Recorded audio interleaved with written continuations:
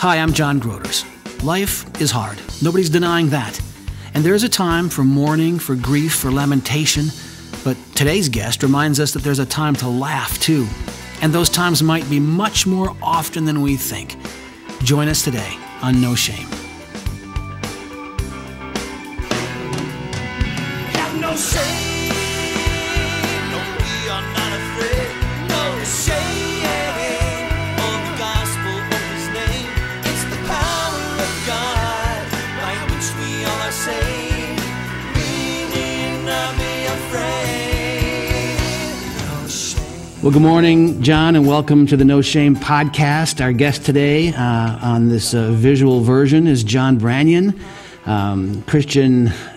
Well, I'll let you describe all the things you do. You know, you're a comedian, a podcast host, an original thinker, a stay-at-homer in these days of quarantine. Good morning, John. Good morning. Professional stay-at-homer during the quarantine. Hermits. It's the days of hermithood. Where are you hermiting today? Where are you from? I am in central Indiana, in Kokomo.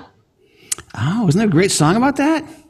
There is. Is it really that cool? The Beach Boys or somebody? I don't know what the Beach Boys were looking at, but they were enamored with it. Is there like a big beach in Kokomo I'm not aware of? Is there like a coastline there that I missed in geography? No, we get that a lot. We Kokomo people have to explain the Beach Boys song frequently. And actually, the Beach Boys, as far as I know, were never here. And from what I understand, the Kokomo in the song isn't a real place. It's a fictional beach that's named. Oh, that's rude. Up. That's rude. They're calling your town not real. Well, I don't know if they did it on purpose or not. I don't think the Beach Boys were a particularly malicious group, but it was just an oversight. Oh, my goodness. Next, you're going to tell me there's not a Shangri-La. What else can I not believe in that all my life I've held to be true? Well, there is a Shangri-La, but you have to consume certain substances to get there. Wow, John, I'm about 4 hours if you were to get in your car north of you, podcasting from the gray skied Holland, Michigan today. So we're also Midwesterners and also quarantined in an interesting time in life. So, John, you have been in the world of Christian comedy, if there is such a term. Since how long? Tell me your career story. Well, I started in comedy in 1990, November of 1990, with the idea that I was just going to go down and do an open mic and be done with it. I had no aspirations of actually being a comedian. It was just a fun little episode that I was going to try out, and then I could tell, the grandkids and my posterity, what your grandpa did when he was a young kid. So I did my open mic set, and I was decent enough that they said, you should come back and do this again because you have promise. Where was that? Where was that lonely microphone that you stepped up to? It was in Indianapolis, downtown Indianapolis. All right. And so I liked it. It was a fun little hobby, and so I developed. You know how some guys will go and they'll golf once a week or they'll bowl once a week, and some women will get together and quilt or they'll cook stuff. So my weekly outing was I would go down to the open mics and do 5 minutes. And I developed a little community. We had a little friendship there, and it never occurred to me that I was going to be able to make a living doing this. But after a couple of years at the open mic, the club owner pulled me into the office, and he said, I'm going to give you a week. And that's a week at a real show hosting and emceeing. And so after I got my first week, I did, they kept me busy a lot. They liked me at the club. And so I would usually have a week, a month or more when in those early years. And that was 9 shows in front of a whole different audience every night. The Tuesday night audience was different from the Thursday night audience, which was different from the first show Friday. But you had 9 shows back to back, And so that gave me a lot of stage time in front of a lot of different types of circumstances. And then I developed quickly at that point. You know, I'm surprised that we haven't met. I don't think we've ever met, John, but in the 90s, I was playing music at all the conferences and with Groders and Beale. And so I met a lot of the Christian comics over the years, because I didn't meet any of the other bands, but I met all the speakers and I had such appreciation, and still do, for the comics that were making us laugh. I don't know if you ever ran into Ted and Lee. Do you know those guys? I know them. Yeah, good friends, Paul and Nicole, but there were just a ton of them. But the thing about the work you did is, I've always, in the work that we do creatively, whether we're making maybe a musical album or a movie, the things that I work on, you're going to have pros and cons, reviewers and critics, but there's no more honest format than comedy. I mean, people are either laughing or they're not, and I don't care what the local writer in the newspaper says. I mean, you are brutally honest with your feedback. Right. There's no doubt. There's the audience registers immediately their approval or disapproval, and you're right. There's no doubt. The mark of a good comic is a person who has enough self-awareness and the ability to sort of evaluate how they're doing. And there are, believe it or not, there are comics out there that don't have that ability. And when the audience is not laughing, they'll tend to blame the audience. And there are some circumstances, there are rare circumstances where everything sort of works against you and it's just not possible to succeed as a comedian. But if that's happening, on a regular basis, it's your fault. It's not that the audience doesn't understand you. It's not that you're so hip and highbrow that they don't get you. It's your fault, because the audience is telling you how you're doing constantly. It can be so brutal. It must take such courage. I was reading about Jim Carrey once doing a bit early in his career in L.A., and the audience hated him, and so he refused to leave the stage for 2 hours. Yeah. I mean, just like, you're going to take this. Which actually leads me to, I like one of your line. I guess what you say is that professionally your goal is to hurt people. I thought that was interesting. Right. What the world are you talking about? Hurting people, John, come on. Well, people don't laugh very hard very often, and I teach a workshop for speakers. I teach one for preachers, and one of the first questions that I ask in my workshop on how to do humor is, I ask the people, when was the last time that you laughed really hard? And by really hard, I mean you had tears, you couldn't catch your breath, and you couldn't stop. When was the last time that happened? And for a lot of people, they can't remember the last time that happened. And so we've got to, my challenge then to them is to go, okay, if you're thinking about being a funny person, if you're thinking about being a person who creates laughter in other people, you've got to be able to experience it yourself, and you need to be what I call an easy laugher. But it takes practice. It takes a little practice, because there's so many psychological reasons that people don't laugh, and they get stacked up. The older we get, the more the layers get piled on top of that. Life, the phrase that my grandparents used to use was, life beats you down. And stripping away all of the stuff that life has laid on top of you is the first order of business if you're going to have a sense of humor.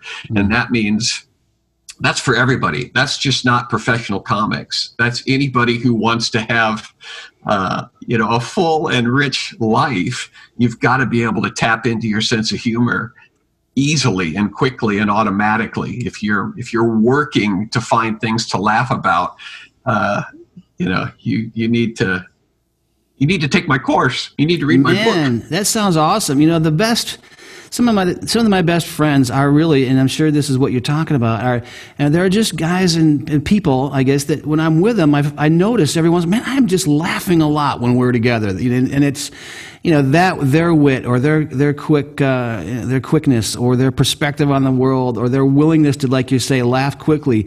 Not everybody has that gift, and when you meet a friend or have a person in your life that's good at that, I think it's worth appreciating. It's a wonderful thing. Right. Well, the difficulty is that everybody has a sense of humor, but for various reasons, not all of us prioritize laughter or comedy very highly. And I just finished a book, plug, ding, ding, ding. But it's about how to use comedy to make your life better. And I wrote it not to people who want to be comedians necessarily. It would help them, but it's for everybody. It's for everybody who's suffering. Comedy is a weapon that was given to us by God to destroy suffering and hardship. That's the purpose of it. And what gets misunderstood a lot of times as a person who has been the recipient of that misunderstanding is that you are regarded, when you try to bring humor into a situation, particularly if it's a crisis situation, if people are genuinely hurting in a situation, you try to bring humor into it, you're misunderstood as being flippant or glib, or you don't care. And that's the opposite of the truth. The truth is that nothing but laughter can really, other than drugs and death, nothing but laughter effectively combats suffering. And so God has given us this tool, this sense of humor. Just like he gave us a sense of sight, a sense of hearing to do things, he gave us a sense of humor for the purpose of diminishing the hardship and the suffering. And some of us have seized on that tool better than others. But the challenge is, if you're talking to somebody who is a very serious, sensitive, empathetic person, sometimes those people don't laugh hardly ever, because they have this sense of guilt when they laugh. It's like, well, this is a very serious situation. There's a pandemic, that's sweeping the globe and people are dying. The Bible says mourning is better than laughing. Mourning is there's a book called Lamentations. There's not a book called giggling. Right. And there is a season for everything. So, but there is a season for everything. And the response to tragedy is not always mourning. It's not always in season to mourn. There comes a time when we're supposed to laugh as well. So this must be the impetus for your wildly inappropriate title, The Starving Comics Quarantine Show. I mean, seriously, Yeah. Are we allowed to? So that's there has been a little thing going on. When is it too soon to start laughing in these days? Because we're filming this on the 7th of April. So whenever you might watch this, which might be very soon, you may know how life turned out, or if it turned out. But right now, there's a serious epidemic. But I think what you're saying is really, really important and relevant. So, are you willing to take us into laughter and joy while we're in a pandemic? Yeah. Well, yeah, and I get that question a lot. Do you think this is a time for jokes? Do you think that joking is appropriate? And the answer is yes. It's always appropriate. And people say, "What about funerals?" And I go, "Yeah, especially at funerals." So what about somebody who's in the hospital? It's like, yeah, especially people who are in the hospital. If you're setting all of your laughter aside because you're visiting a friend in the hospital, and then you're doing it wrong. The reason that you go to the hospital to visit somebody is to make them feel better. And when we wander into somebody's room and all of the tubes are there and the sedation and the nursing and staff is around and everybody's very somber and fixated on the illness or the reason that they're in the hospital, the best thing that we can do is lift them out of that moment or lift them out of those circumstances. And you do that with laughter. And so goofiness and silliness is absolutely appropriate when somebody is on their deathbed. Man, I totally agree with you. So this shameless plug we were about to make for this yet unnamed or pointed to book. Let's make sure we don't land the plane on that. What's the book called? Well, it's in pre-release right now, and the working title is "Life is Hardy Har Hard." I love it. And it is very sarcastic. It's very condescending. The first few pages of the book, I start with the disclaimer that says I don't recommend this book, and the reason I don't recommend it is because it's hardcore. I don't pull any punches. I call people names. I tell the reader that I don't have any respect for them. You're like Lemony Snicket. Did you ever read the Lemony Snicket books? I did. He warns you off from them from the very start. Don't read this book if you know it's good for you. Right. And that's very much the tenor of the book. But would you mind just maybe mentioning to my wife, because she hasn't valued the sarcasm and condescending tone that I bring all the time to conversations, and I keep telling her it's a gift from God, and she doesn't always agree. I don't quite understand that perspective. Okay, well, now when you say that sarcasm is a gift from God, are you sincere in that? I wasn't, but maybe if I read your book, I can use it with authenticity. Well, because I am 100% sincere when I say that sarcasm and satire is from God.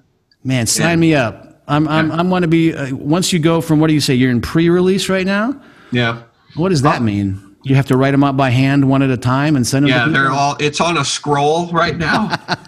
Excellent. And I have nothing like a papyrus book on the shelf to make people think you're smart. And it's very difficult to get lambskin right now in quarantine. But no, it's in an unpublished form. It's pre-release, so it's a PDF file. It's electronic. I'll send you one. I'll send you a copy of this. I would love it. And it will be in real release. Do you have a schedule? Well, we don't have a schedule for anything right now. No schedules. We don't believe in schedules anymore. Well, we're waiting to see. We had a schedule. We had a schedule for gigs up until about middle of February, and now that's all out the window. So it's finished. We're just waiting to see how everything shakes out. Waiting to see if we survive the pandemic, and then we'll publish after that. No. I disagree, John. It's time to publish. We've got time to read right now, and I think the words you're saying may be more vital in the near future than in the far future. And digital still is not. This virus isn't a digital virus. This isn't one of those viruses that affects our computers. It's a biological virus. So, life is hardy hard sounds awesome to me, and I think your perspective. I mean, I haven't ever heard anybody quite put it like you do, but it's really refreshing to hear that, especially right now, when there's a lot of legitimate and illegitimate, I suppose, everything. There's every emotion out there right now. But you were just mentioning your schedule and your livelihood's been affected by this, obviously. Right. So what's it done to you?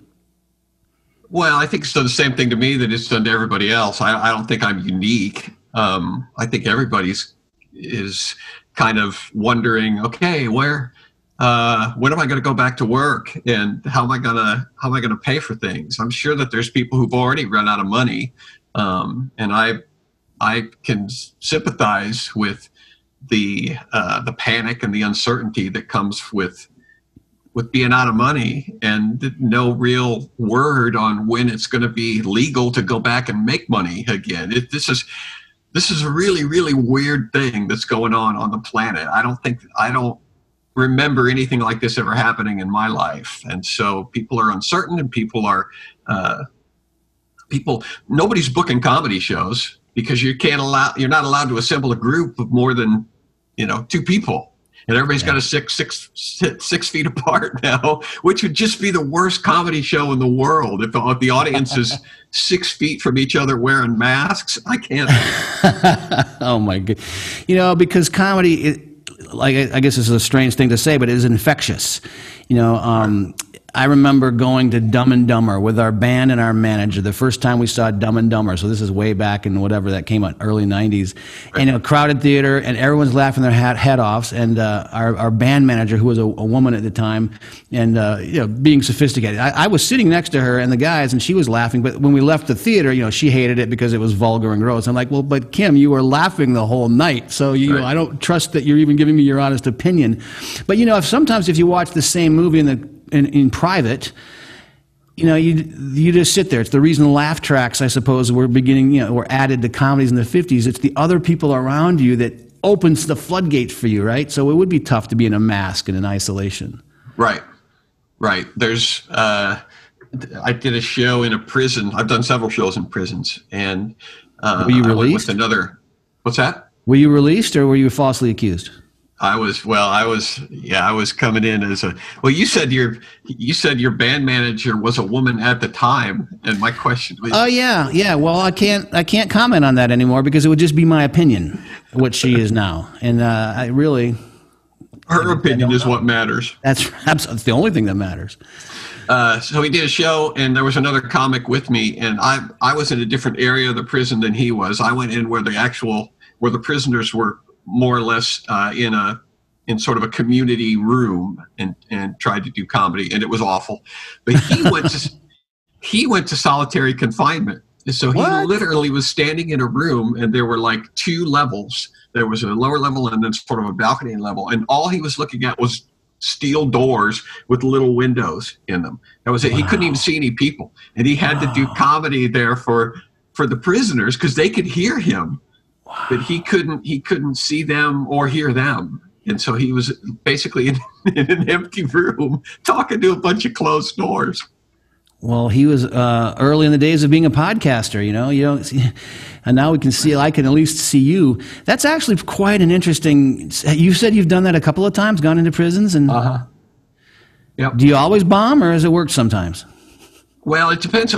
See, the thing that you have to develop if you're going to survive as a professional comic is you've got to develop a sort of it's a thick skin, but it's a sense of expectations. You've got to develop realistic expectations, and not every audience is going to fall out of their chairs. Not every audience is going to raise you up on their shoulders and carry you around like the consummate hero. Most of the time, you're going to be competent, as I call it.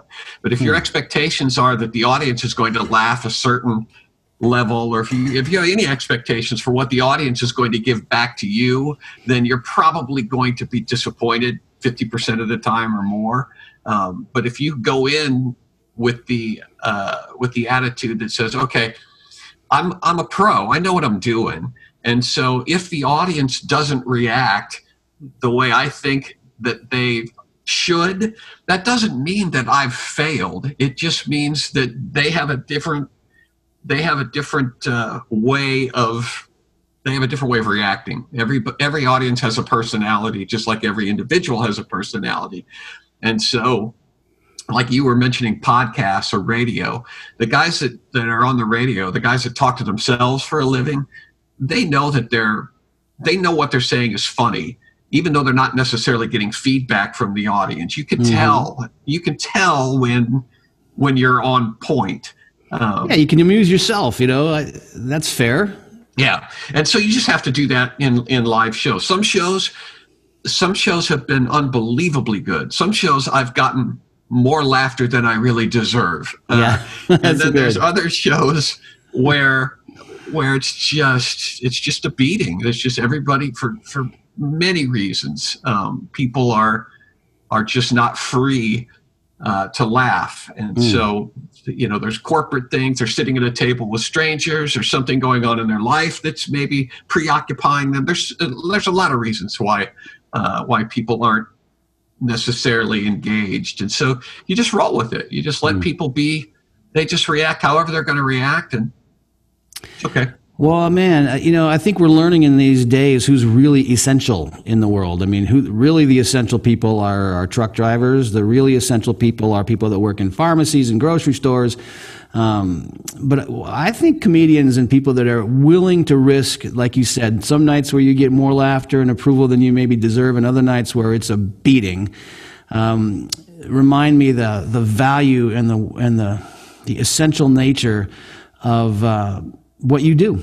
I mean, I appreciate you doing it, even when you're crossing over some maybe cultural barriers. Like your act probably wouldn't go over super well in Somalia. Like there's no reference points, and you don't speak the language.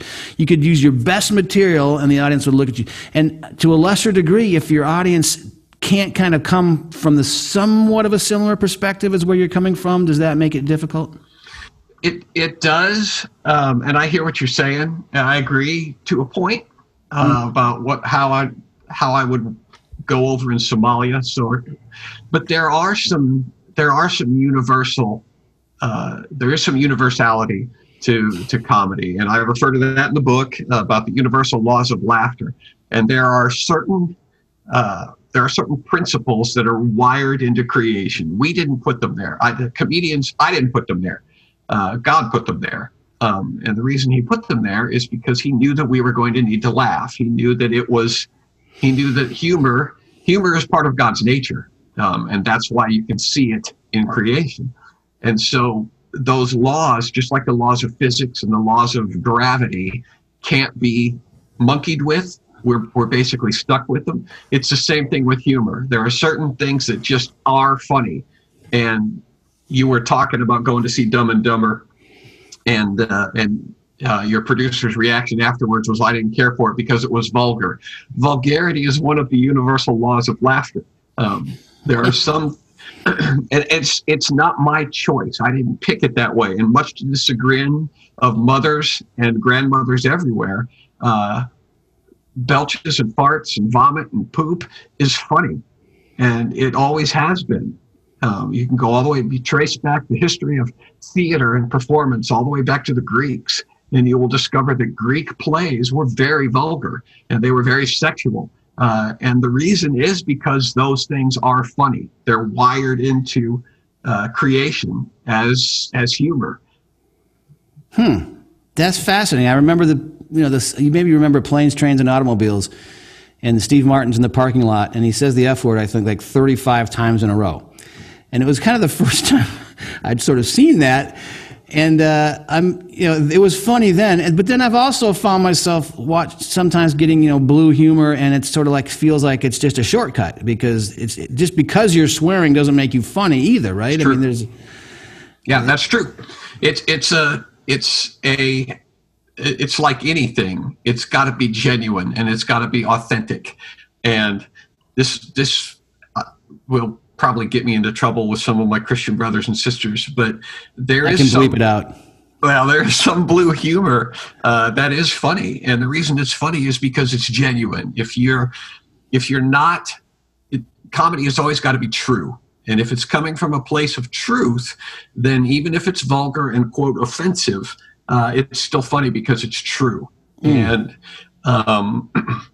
that's a whole other conversation that we can have. I've had a number of my Christian comic friends and I have batted this around many times. When you're going and performing in front of church people, right, you really walk a tightrope, because not only do you have the cultural things that are appropriate or not appropriate within the church, but you've also got specific denominational and doctrinal things to consider. And church people are the most uptight people in the world. And it's kind of ironic, and I think it's funny, because you've got all these people who are professing to have this great joy and salvation and hope in eternity. And there's some of them are the most sensitive, upset, angry people that I've ever met. Good luck with that. I'm glad it's you and not me in those circumstances. John, you've probably talked about this with other people, but let me go on some of the maybe typical questions for you. Who made you laugh growing up? I mean, who are some of the people that kind of opened you up and made you laugh and opened this gift in you? Oh, lots of people. I have a funny family. Oh, good. And when I was really little, I was fascinated. I remember being fascinated by the people in my family. I had aunts and uncles who would make the members of my family laugh, and I didn't understand why, because I was little. I didn't get what was going on, but I thought it was fascinating.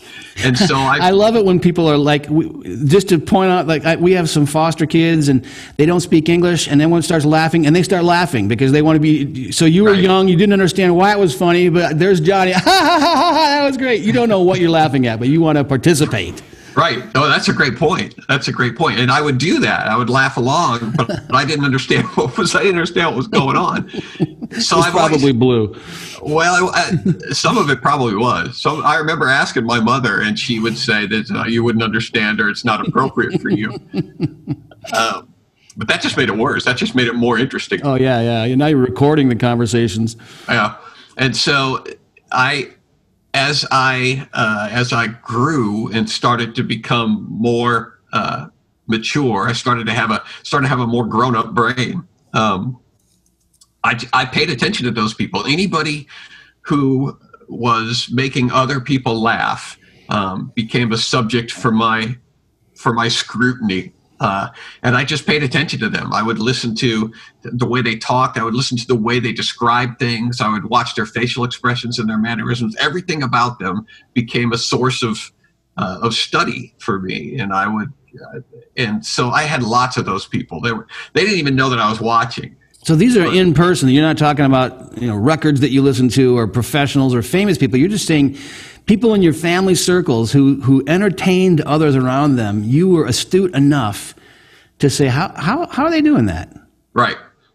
No, I didn't have any professional comics that I watched. When I was a kid, stand-up comedy hadn't become quite the thing that it became in the 80s. And so, in the 80s was when it kind of exploded, and then it's starting to see a little bit of a resurgence now. But stand-up comedy is a thing that we didn't have YouTube and all that sort of stuff. So I didn't have access to actual professional comedians. You could see them every once in a while on the Tonight Show or various talk shows, but there was no place to go to look for you weren't watching Steve Martin on Saturday Night Live or listening to Bill Cosby records or old. That wasn't that was not what pushed you into this. No. I was, and I liked the aspect of being funny. Like I said, I never expected to do it for a living. I just was enamored with the idea of being funny in my tribe, just for the people who were around me and making them laugh. That was always my goal. Well, that makes a lot of sense. I mean, if you can't make them laugh who know you the best, then you're not as likely to, I don't think, succeed from the stage. But what about today? Are there comics out there? I'll tell you a story. So my wife, this is a few months ago now, discovers a comedian named Michael McIntyre. Do you know him? I do. I don't know him, but I know who he is. You know who he is. So she's all of a sudden discovered Michael McIntyre on YouTube, and she calls me in, and we sit down, and I mean, what a gift. I haven't met Michael McIntyre. I want to actually cast him for a comedy film I'm producing called Holiday Dracula. But this guy who I've never met, this British comic, we sat on our living room couch for, I think, 2.5 hours going bit by bit by bit and laughing our heads off. That may be one of the most generous professionals in the world because he made us laugh for so long. And I never met him. We stumbled upon him on YouTube. And I hadn't seen my wife laugh like that, in a long time. I mean, that was great. I appreciate it. So who makes you laugh today? Are there people out there today? I know even Christians that you've worked with, Ken Davis, Tim Hawkins, these are some great comedians. Who tickles you these days? Well, again, I've become a pretty easy laugher. And so it's not difficult to, to make me laugh. I've been a fan of Brian Regan for a long time. Oh yeah. I'm a fan of Jim Gaffigan. Mm-hmm. I am a fan of some of the secular comics. They're funny. I think Bill Burr is funny. He's not church friendly, but he's funny. Mm-hmm. I think John Mulaney is funny. There's lots of guys that I will watch. There's a British comic. His name is Stuart Lee, who's who I've watched a lot of his stuff, and what's fascinating to me about Stewart is that he breaks many of the rules of comedy, in that it's supposed to be quick, and it's supposed to be concise, and you're supposed to edit. Most of his bits are super long, they're like 15 minutes long. Right. And sometimes there's some space. There's 3 or 4 minutes between laughs, which, I mean, all of that is just, it throws all of the conventions out the window. But I like him. I think he's funny. So material. How do you know when you've plagiarized something and you didn't mean to? Well, if you didn't mean to, then I don't think you plagiarized it. Good. I think that there's a lot of overlap in the way comedians think, because again, humor, there's certain universal laws of laughter, and so it stands to reason that we're all looking at, for example, the coronavirus. My guess is that you're going to hear comedians say similar things about the coronavirus, because this is what we're all looking at. I don't think that you're necessarily plagiarizing when you run across a similar idea from another comic. And I know that there are comics who disagree with me, and that's a debate in the comedy world, where so-and-so stole somebody's bit and put it on Netflix. And you could say the same thing about songwriters. I mean, you write a song. I've even written songs, and then later on, I realized, holy cow, that's where that melody came. I thought I invented that, but that's a different song. I didn't mean to steal it, but it's awful close. Well, I mean, come on. How many notes are there? 3. There's 3 notes. Yeah. Well, there's 3 chords, right? But if you got 12 notes, and then you can get different octaves and so on. But come on, there's going to be similar melodies. All the songs that have been written since the beginning of time, you're going to hear melodies get repeated. Well, and if you're, you work, I'm sure, with a lot of the musicians in the world, because a lot of the events that I'm sure that you're speaking at probably also have musicians. They probably wrote a song earlier in their career, and they have to play it, for the rest of their lives. Right. Are there bits for you that you did maybe on that very first stage in 1990 when you stepped up to the microphone that are just you've got to do them, people want to hear them from you, or is a comedian always doing fresh material? It's sort of a combination of both. That was the thing that was weird for me when I started to get requests for bits. Someone who had seen my show more than once would come up afterwards and say, "Hey, you didn't tell the possum story." And I said, "Well, you heard the possum story." And he goes, "Yeah, but it was hilarious, and I brought so-and-so, and I wanted to hear it again." And that blew my mind, the idea that somebody wanted to hear the same bit. The possum story? Yeah. Okay, I haven't heard the possum story. Can I hear the possum story? Well, it's long. And it's pretty animated. But come on, we're on a podcast. It's not like there's a commercial coming up. You mind? I'll tell you. It's not an unfair thing to ask on a podcast. I respect you enough to say. No, it's not unfair. It's pretty typical. All right, Mike. Well, you got to understand that this is a lot of my act, for those of you listening to the podcast, a lot of my act is dependent on facial expressions and mannerisms, and I'm a kind of a physical person on stage, very animated. And so if you're listening to this podcast, watch it. You can watch it now on the No Shame podcast channel. Just go ahead and pull your car over and open up your phone and watch right now as John Branyan does the famous possum story. You can watch right now, and it's still going to fall flat because I'm going to be seated here in my den. But, enough. I don't believe you. All right. So have you ever had an animal in the house that didn't belong there? Besides a cat, obviously. Am I allowed to answer, or is this a monologue? Yeah, you're allowed to answer. Yes, I've had birds fly into my house. It terrifies me. All right. So who discovered the bird? Who discovered well, I'm saying I discovered the bird, but I immediately called my wife to extract the bird. Okay, so you called the wife right. to get what kind of a bird was it?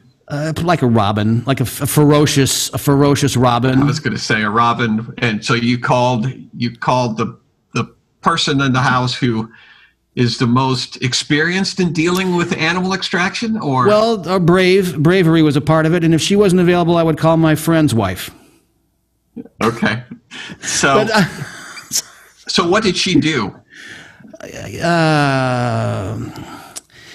Okay, I guess with birds, it's just a matter of opening everything and chasing the birds out. But God, this is so non-macho, and I worked very hard to create this, machismo. But even I'm not really good with. I hate to say it, my son-in-law is a farmer, and all the rest. But even a little mouse, I'm not really great, really wanting to actually like catch the mouse. But my wife is absolutely fearless. Could care less about catching a mouse or any other animal. In fact, my other big macho friend, his wife is also. So literally, when I found a mouse in my house, I did call my friend's wife to come over and take care of my mouse. Okay, so when your wife is not available, you call other people's wives. Yeah, Beth. She watched my house for weeks, and she would come and go and set mouse traps and dispose of the mice. So she was like a mouse exterminator. God, this is really embarrassing. Yeah, it really is. Sorry, I didn't mean to go there. I wanted you to tell your story. Well, this is how I get into the possum story. Is I usually poll the audience to get their animal stories, and 9 times out of 10, I'll get something sort of similar to what you just described, where you've got the guy in the house who is less than adequate in dealing with the circumstances. So what did your wife do? Did she throw a blanket over it, or just open the window and? Yeah, I think that there's a broom involved, and there's open doors, and there's a flutter of activity, and then you don't know if the bird's in or out. There's a period of time where I think the bird is out because you can't find the bird. But it turns out there's a bookshelf that you can't see behind, and the bird's not out. And then it comes out again, and now I'm under the couch, and she's out there with the broom sort of fashioned as if it was a shotgun of some kind, and shooing the bird out. I think I will amend the story. And then I crept into action, and I jumped through the air, and I grabbed the bird single-handedly with one hand, and I bit off its head, and I took it out, and I buried it. That's how the story ended for me, but maybe other people have a different ending. I don't know.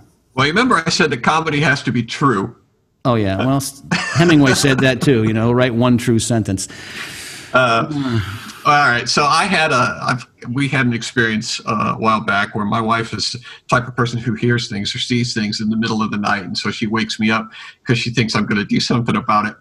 And like once she woke me up because she thought she heard a prowler. John, I think there's a prowler outside.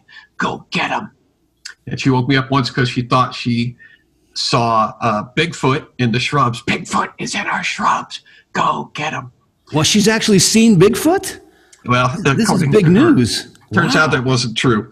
Oh, and then she said, she woke me up once because she thought she saw the silhouette of Winston Churchill on the wall. He wasn't there either. Oh, all right. So a couple seasons ago, it's like 2:00 in the morning, and she wakes me up because there's a rat in the kitchen. John, there's a huge rat in the kitchen. Go get him. And so I stumbled out in the kitchen expecting to find nothing, and there's a tail sticking out from underneath our microwave stand. It's about that long, pink. If you're not watching, that long has now exceeded the width of the camera. That's so right. It's a very long camera. It's a long tail. And it's connected to a rat's butt. Now, wherever you see a rat's tail connected to a rat's rear end, rest of the rats right there in the vicinity. So I jumped up on the countertop and said, and screamed and said, "What are we going to do about this?" And she said, "Man," she said, "That's why I woke you up, Tarzan." I said, "All right. Would you miss the kitchen terribly if we just boarded it up?" See, this is the suburban response to animals in the house. Right. We don't need the kitchen. Response. We can eat in the living room. Just close the door. She said, "No, we're going to have to do something else." So I got a broom. Similar to your wife, the broom is the sworn enemy of the rat. It's a natural enemy. And my idea was that we opened the back door. My wife opened the back door of the kitchen, and we were going to scare the rat out this back door. Now, I've already told you that this is a possum story. So when we moved I don't normally do that on stage. Oh, yeah, we've given it away. Right. Yeah, I gave away the big reveal. When I pulled the microwave stand, it was a possum looking up at me. And my first thought was, he does look a tiny bit like Winston Churchill, just a little bit. Yeah, it's got the little pudgy belly. Yeah. So it's 2:00 in the morning. I'm still standing on the countertop, and I made the scariest anti-possum noise I know how to make. Broom in hand, I went, "Ha!" That was it. And the possum just looked at me. So I said to my wife, "All right, close your eyes, darling. I'm going to have to make physical contact with this varmint. And so I took the broom and full swing, hit the possum, just right in the side, just hit him as hard as I could. And he just looked at me. Didn't even flinch. Right. So I said to my wife, all right, let's name him. Looks like we've got a permanent pet here. I had no idea what to do. I thought maybe if I go outside, I can start the car. The possum will hear the engine running, and he will run outside and fling himself under the wheels. I'm glad you're thinking rationally. You've got a possum that looks like Winston Churchill in your kitchen. Your wife thought it was Bigfoot. You've hit him as hard as you can, and he's actually not moved. So really the next step is either adopt him as a permanent pet or have him run underneath the tires of your car. Or have him commit suicide, which you being a Michigander, you understand that's what they do. That's what they do for love. Yeah, I was 16 years old before I realized possums weren't born dead in the middle of the road. They're just playing possum. That's where the term comes from. Right. So, was he pretending he was dead, or did you scare him enough to have him at least go into dead mode? Well, that was the thing that was unusual about the possum. That's what I didn't expect, was that he didn't actually play dead, but he did. But he didn't move. He didn't run. I was sort of thinking like a mouse or a rat, right? Where Scurry away. Right. I thought there would be some scurrying when I assaulted him, and he didn't. He just laid there like a throw pillow and let me whack away at him. So what we did was and I usually say, for those of you who demand closure, and those of you who may be facing similar circumstances at your own home, I'll tell you what we did. I got a cooler. This is true. I got a Coleman cooler, and I set it down over the top of the possum. I quarantined him. And just set him down. And I quarantined him. He didn't move. He just let me do it. I walked right up to him and put the cooler down over the top of him. And then I got a flat cookie sheet and slid that underneath. Oh, genius. And then I picked him up and carried him out. I am actually proud of you. Yes. Yeah. Way to go. Way to go, John. Way to go. That's manhood displayed in action right there. Saving the family, confronting the enemy, using ingenuity, the tools at hand. You don't complain that, this is the army we have to fight with. Right. This is what we have: a broom, we have a cooler, and we have a cookie sheet. Now defeat the varmint. Well done. Yeah. That's good. Yeah. And I probably could have done it without the broom too. I probably could have done it with just a cookie sheet and the cooler. So, well, good to know. I thought you were going to say, I got the broom out and I told my wife, I'm going to tidy up the bathroom. Why don't you take care of the varmint? Because there's two things that could happen at once. You could both be efficient. That might have been how I would have used the broom, possibly. Well, your solution may be viable for your family. I don't think she'll mind if I can give you Beth's number. And Indy's only 4 hours away. If this comes again, she's fearless with these animals. I mean, these are women who've given birth. They're just more, I don't know, they're somehow more courageous, I guess is the word I'm looking for, than I am. There's something to that, I think. So I said earlier, you said your goal professionally was to hurt people. And after that, you told me about being in jail. But you didn't explain how you hurt people. Well, you hurt people with laughter. If you laugh hard enough to where your side starts to ache and your jaw hurts, that's my goal. That's what I tell people. And occasionally I'll succeed. People will come up afterwards and they'll say, "Oh, my jaws were hurting, and I wanted you to stop because I've got a catch in my side." And I always tell them, I said, "Then that's mission accomplished. I'm not going to apologize for that. That's what I was seeking to do, was to make you uncomfortable." Our guest is John Branyan, a comedian, and giving us a perspective that says even when times are hard, that's not the time to pretend that there's no room for laughter. That's the time we need laughter more than ever. It's a fantastic perspective. John, can we get your material? Can I listen to your stuff online? Is there a way I can purchase your albums? How do we get a piece of you? JohnBranyan.com. JohnBranyan. There's no O's in my last name. JohnBranyan.com has all my stuff. I've got a podcast. I've got a store there so you can buy DVDs. I'm no Michael McIntyre, but I'll give it a shot. Well, let me just say a word about Michael McIntyre, because you have heard of him. He's playing on these YouTube clips before gigantic audiences. It looks like all of England is gathered. So he's apparently popular. Yeah. Yeah, he is. Well, he's been a joy, and I think maybe this is a great time to sit down on the couch and open up johnbranyan.com and laugh together. And, let me just ask you maybe one last thing, because your faith, tell me how you kind of, I guess, synthesize what God has called you to do and what you do, if that's a fair question. Yeah, it's a good question. You should have a podcast. The faith, my faith has underpinned everything that I've ever done in comedy. My goal, long before I became a comedian, I went to hear a speaker talk at a church, and he was. I'm not going to tell you who it was, because I'm not going to cast disparaging remarks on him personally, because this wasn't his fault. But he was a well-known person. He was a celebrity, and he was speaking at a church, and he had nothing of substance spiritually to offer. But the reason he was speaking was because he was a celebrity.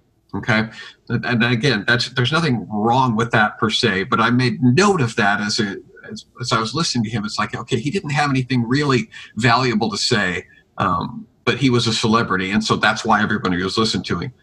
And then about the same time, I was listening to a thing that one of the major networks was broadcasting back before cable television was a big deal. The major network was broadcasting this show that was aimed at teenagers, and it was advice from various celebrities on how to be a successful human being. The advice that they're giving to these high school kids.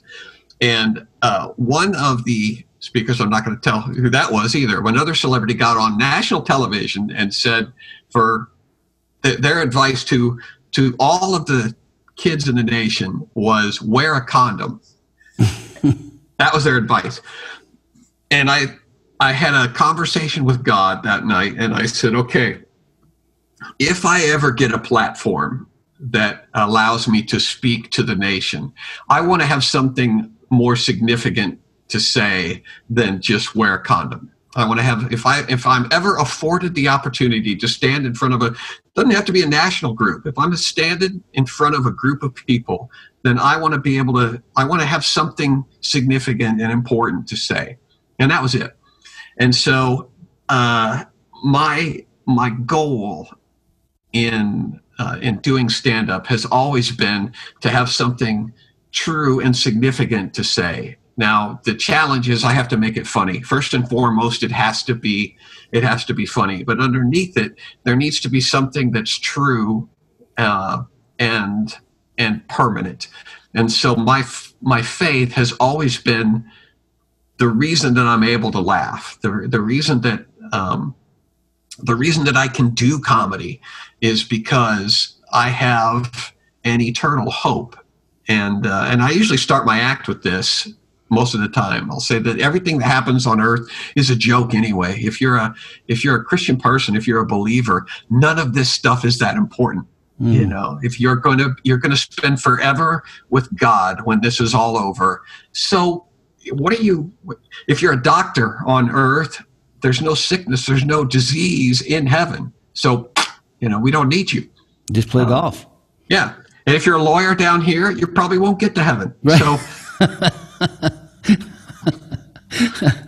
So that to answer the question, the faith, my faith is not a separate component from my comedy, and my comedy is not a separate component from my life. It's all integrated together. Everything that I do and say, who I am up on stage is who I genuinely am off stage. It's an amplified version, slightly edited version on stage, but for the most part, it's who I am and what I think and how I talk. Well, John, it's been really fun. I thought about this morning. I'm like, wow, I've got a podcast to do today with a comedian and is it going to be appropriate? And what are we going to talk about? Because we're going to be, but you have been so appropriate and so on point today.